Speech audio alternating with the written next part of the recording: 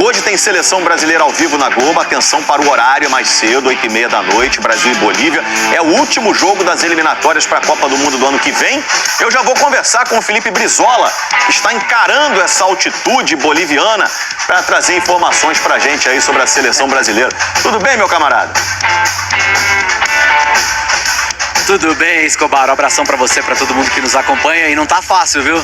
Na nossa equipe, todo mundo sentindo muito, dificuldade para dormir, sempre falta o fôlego, mas vamos vencer.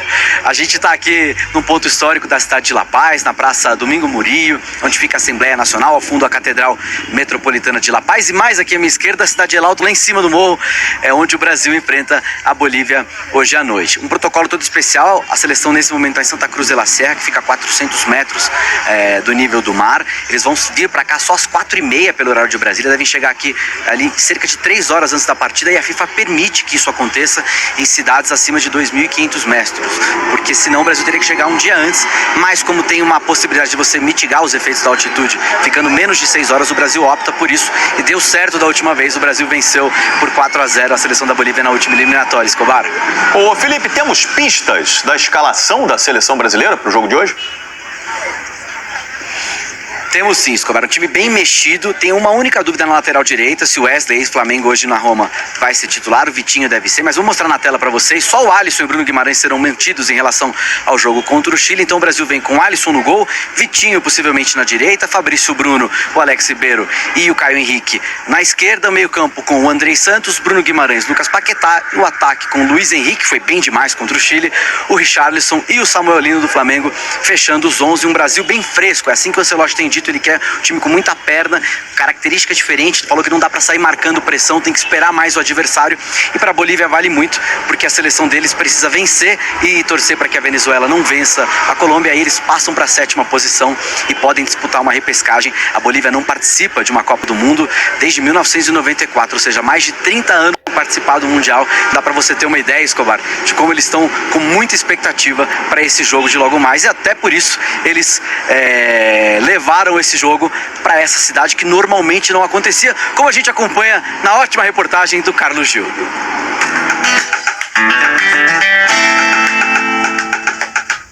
A seleção vai jogar na Bolívia e lá vem aquela reportagem sobre os efeitos da altitude. Você deve estar cansado dessa história, né?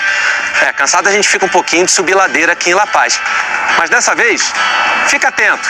Vamos trazer alguns elementos diferentes. Se liga só. O jogo de hoje traz uma situação inédita, um novo palco. Depois de 3 partidas em La Paz com 2 derrotas, os donos da casa decidiram que era preciso expor os adversários a algo mais potente, em busca de uma vaga na próxima Copa do Mundo. Lá embaixo, a apenas 3.600 metros de altitude, fica o estádio Hernando Siles, onde a seleção boliviana costumava jogar, porque agora o desafio é maior e mais alto. El Alto. El Alto se emancipou da capital boliviana há 40 anos e hoje é o 2º município mais populoso do país, quase 900 mil habitantes. O nome já indica, né? São 500 metros a mais de altitude lá em cima da Cordilheira dos Andes. E para subir até lá, a melhor maneira é tomar um bondinho na maior rede de teleféricos do mundo. São mais de 30 quilômetros interligando a região metropolitana de La Paz. 10 linhas. Uma delas, a azul, leva ao local do jogo. Com capacidade para 20 mil torcedores, casa do Always Ready, time da 1ª divisão do país. Chegamos à última parada do nosso passeio. Já botei aqui um agasalho porque fim de tarde, aqui faz um frio danado. Estádio Municipal de El Alto, onde a Bolívia está invicta nas eliminatórias, 3 vitórias e 2 empates. Ao entrar em campo logo mais, a seleção brasileira vai bater um recorde. Em mais de 100 anos de história, jamais a seleção jogou num estádio tão alto. Já houve duelos contra a Bolívia em Santa Cruz de la Sierra, Cochabamba, La Paz. Em El Alto será a primeira vez. A estratégia que a gente chama de fly-in, fly-out, né, que é chegar na hora da partida, algumas horas antes da partida, e sair imediatamente depois que a partida acabar. Com essa estratégia, a gente evita ou minimiza, né, não tem como evitar, mas minimizar os efeitos da altitude. Muito bem, fly in, fly out. Esse estádio de El Alto não é o mais alto do mundo. O mais alto do mundo é esse aqui, ó.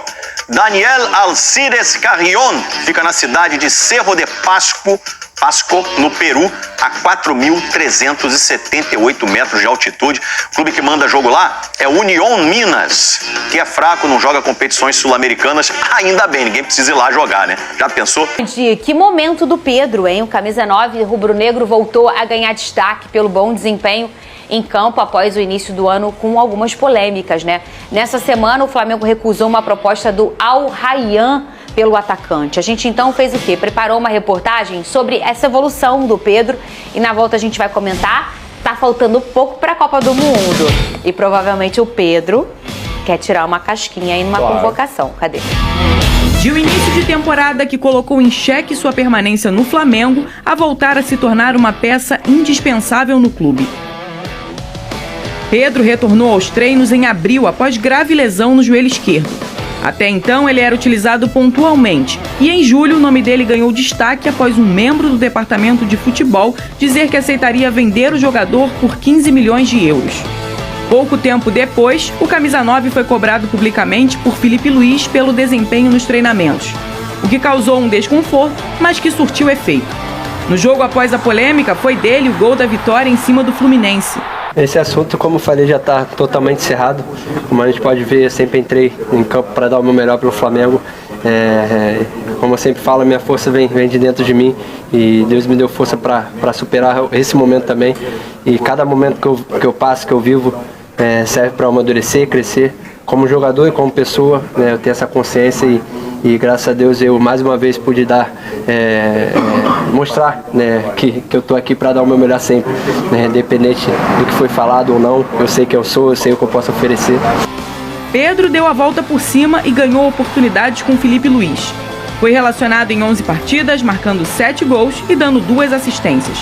Na goleada em cima do Vitória, foi responsável por 3 gols, um deles um belo elástico e ainda deu um passe decisivo, ganhando ainda elogios do treinador. Tá num momento incrível, né? Nos últimos 3 jogos acho que ele fez 6 gols, se eu não me engano.